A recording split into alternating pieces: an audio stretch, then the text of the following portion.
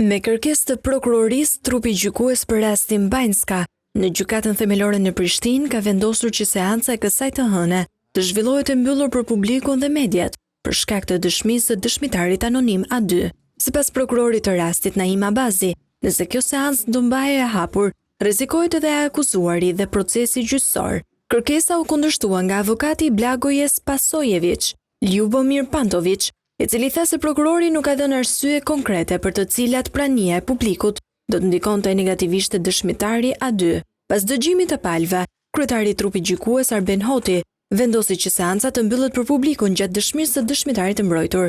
Në 11 shtator të 2024-s, Prokuroria Speciale e Kosovës ngriti akt akuzë ndaj 45 personave, në mesin e tyre edhe Milan Radojčić, për sulmin e armatosur në Banjsk. Për treta akuzuarit e sulmit terrorist, ku mbeti i vrarë rreshteri policor Afrim Bunjaku, Vladimir Tolić, Dušan Maksimović dhe Blagojes Pasojević. Procedura është veçuar nga të tjerët. Të akuzuarit, sipas aktakuzës, kanë pasur role të ndryshme brenda grupit të tyre kriminal, duke nisur nga organizimi dhe drejtimi i aktiviteteve terroriste, deri te financimi dhe pastrimi i parave.